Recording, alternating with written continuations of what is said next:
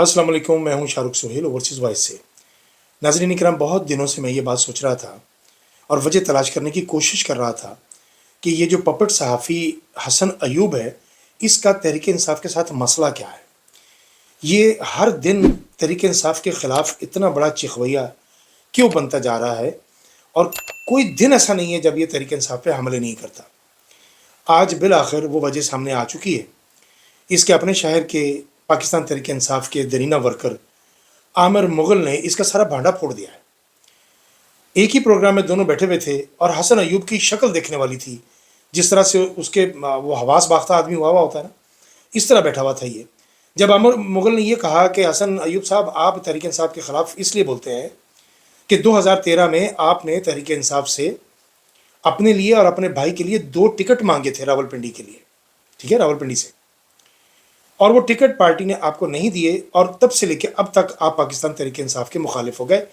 और अब आप रजीम चेंज के बाद और बिलखसूस 9 मई के उस नौटंकी के बाद आपको ज़्यादा मौका मिल गया पाकिस्तान तहरीक इंसाफ पे हमला करने के लिए। आप मतलब यूँ लगता है कि जैसे गरज निकालता है ये बंदा। और क्या लगा, नहीं नहीं मैंने तो टिकट, हाँ मैंने बिल्कुल कहा था टिकट का, यानी ये हाँ इतना बड़ा पुराना यूथिया है, हमें तो पता ही नहीं था। और ये इसका मतलब ये हुआ कि तुम्हारी पार्टी के साथ कोई लॉयल्टी तो थी नहीं, तुमने इंतज़ार ही नहीं किया, तुमने महसूस ही नहीं किया कि इस दफ़ा अगर तुम्हें टिकट नहीं मिला तो अगली दफ़ा मिल जाएगा या तुम्हें कोई और ओहदा मिल जाएगा। इसका मतलब ये हुआ कि तुम्हारा शुमार भी उन्हीं रातों रात अमीर होने वाले लोगों में से जो शॉर्टकट लगा के ऊपर आना चाहते हैं, तुम्हारा शुमार उन्हीं में। और हसन अयूब अपनी इस वारदात में सहाफ़त की दुनिया में आके कामयाब हो गया, क्योंकि रजीम चेंज के बाद मौका मिल गया और माफिया को ऐसे पपट सहाफ़ी चाहिए थे जो उनका मुद्दा बयान करें, वह उनका स्क्रिप्ट पढ़े वहाँ बैठ के। नतीजा ये हुआ कि हसन अयूब साहब की 10 की 10 उंगलियाँ घी में आ गई। लेकिन इन्होंने कभी यह वजह बताने की कोशिश नहीं की कि मैं भी तहरीक इंसाफ का हिस्सा था और मुझे पार्टी ने टिकट नहीं दिए मेरे लिए और मेरे भाई के लिए, तो मैं आप पार्टी के खिलाफ बोलूँगा। इसके मुकाबले में आमिर मुगल जो साथ बैठे हुए थे, उन्होंने कहा मुझे 2013 में भी टिकट नहीं मिला, मुझे 2018 में भी टिकट नहीं मिला, मुझे 2024 में आकर टिकट मिला। अब आप अंदाज़ा कीजिए, 8 साल ये और 13 क्या वो 5 वो 8 13 साल, यानी 13 साल के बाद मुगल को टिकट मिला इलेक्शन लड़ने के लिए। आज वही आमिर मुगल इज़्ज़तदार बन के बैठा हुआ था मीडिया पे और वो विनिंग पोजीशन में था और हारी हुई शक्ल के साथ हसन अयूब उसके बराबर बैठा हुआ था। तो आज के बाद हसन अयूब साहब, हमें पता लग गया कि आपको पार्टी ने टिकट नहीं दिया और आप पार्टी के खिलाफ हो गए, तो अब आपके हर प्रोग्राम में आपकी जानिब से की जाने वाली किसी भी ऐसी बकबक का आपको पूरा जवाब मिलेगा, ठीक है, जमा खातर रखिए। ये दूसरी नौटंकियों की तरफ वो मुनीफ फारूक, टेस्ट ट्यूब सहाफ़ी, डॉक्टर शहबाज गिल ने बड़ा अच्छा नाम रखा है इसका, ये टेस्ट ट्यूब सहाफ़ी मुनीफ फारूक और सैयद तलत हुसैन। यार ये एक तो ये सैयद, मैं तो हैरान हूँ, एक तो सैयद संग दिल नहीं हो सकता, सैयद बदतमीज़ नहीं हो सकता, बद तहजीब नहीं हो सकता, सैयद तलख नहीं हो सकता, उसकी तबीयत धीमी होती है, खुश अखलाक होता है, मिलनसार होता है। ये सैयदों की निशानियों में से एक निशानियाँ हैं।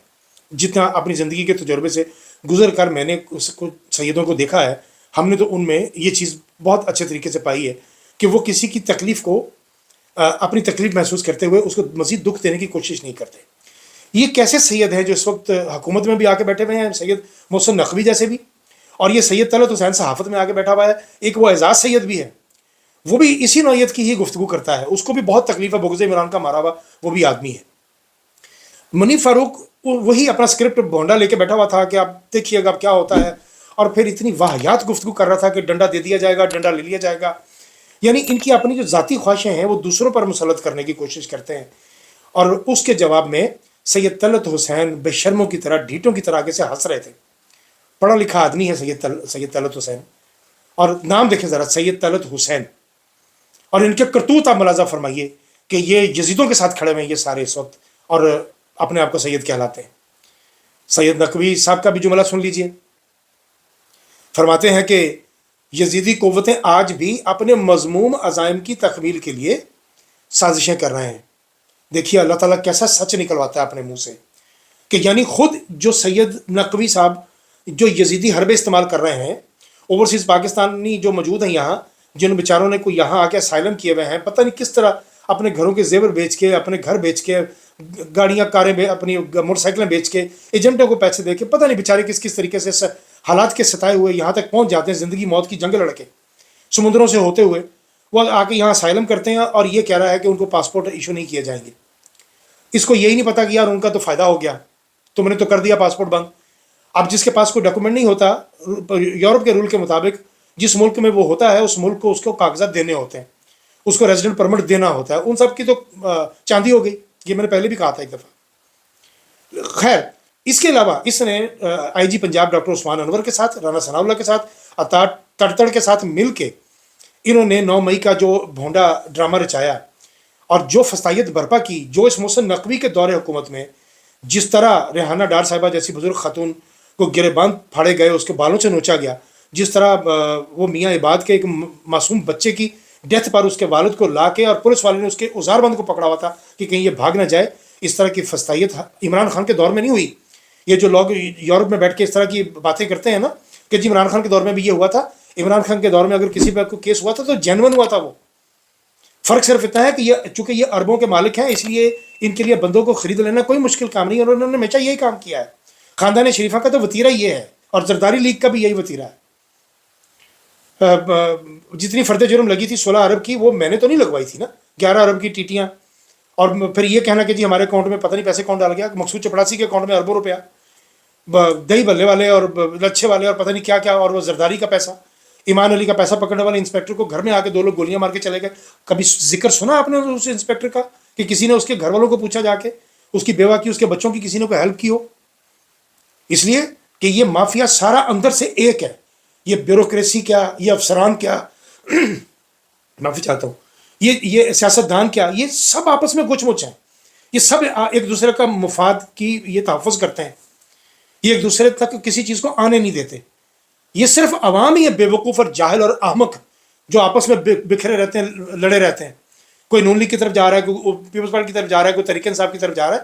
جس دن اس عوام نے فیصلہ کر لیا نا کہ ہم عوام کی اپنی ایک جماعت ہے، ہمارا کوئی لیڈر نہیں ہے، ہم خود فیصلہ کریں گے اپنے، اس دن یہ عوام سکھ کا سانس لے سکے گی۔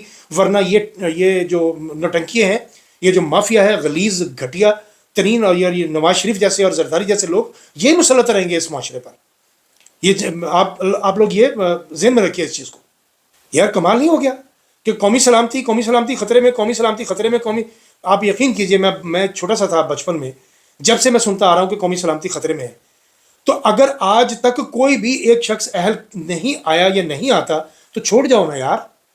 تو یہ نالائکی تو پھر تم لوگوں کی ہے نا کہ اگر تم قومی سلامتی کو اپنی خطرے سے باہر نہیں نکال سکتے تو یہ تو نالائکی تمہاری ہے، تو پھر چھوڑو نا سیٹیں اپنی، ہٹو یہاں سے، عوام کو موقع دے، عوام اپنے آپ کو خود سنبھال لیں گے۔ ایک ڈرون اٹیک نہیں ہوا عمران خان کے دور حکومت میں، کتنی بمبنگ ہوئی مجھے بتائیے، کتنی بلاسٹنگ ہوئی اس دن، کتنے دھماکے ہوئے عمران خان کے دور میں، وہ بتائیے صرف آپ موازنہ کرتے ہیں عمران خان کا 3.5 سال کا 40 سالوں میں۔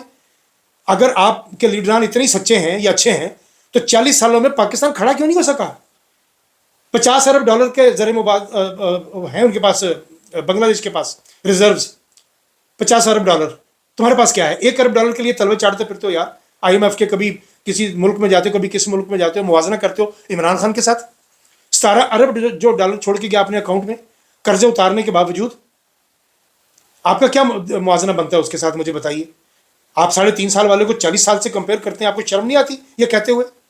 دینا 40 سال بھی چھوڑ دیجئے، مسلسل 10 سال دیجئے عمران خان کو، اور دیکھیے ملک کہاں ہوگا۔ باتیں کرتے ہیں آپ یہاں بیٹھ کے، یورپ میں بیٹھ کے بھی آپ لوگوں کو شرم نہیں آتی؟ یہاں کے سیاستدانوں کی لائلٹی چیک کریں آپ کہ یہ لوگ اپنے ملک کے ساتھ کیسے لائل ہیں، کچھ سیکھیں۔ اور پھر بھی اگر سال یہاں رہ کے اگر آپ لوگ یہ نہیں سیکھ سکے اور آپ میں شعور نہیں آیا تو بھائی ہمیں ہمارا کام کرنے دو، آپ اپنا کام کرو۔ اور اگر بہت آپ کے پاس دلیل ہے تو مدلل گفتگو پر مبنی ویڈیو بناؤ اور چڑھاؤ، اور پھر لوگوں سے اس کا رسپانس لے لو۔ جو رسپانس آئے گا تمہیں بھی پتہ لگ جائے گا کہ تم حق سچ پر ہو یا ہم حق سچ پر ہیں۔ معافی چاہتا ہوں، یورپ میں بھی کچھ لوگ ایسے بیٹھے ہوئے ہیں ابھی جن کی آنکھیں نہیں کھلی، وقت آنے پر انشاءاللہ کھل جائیں گی۔ ابھی تک کے لیے اتنا ہی، باقی باتیں اگلی ولاگ۔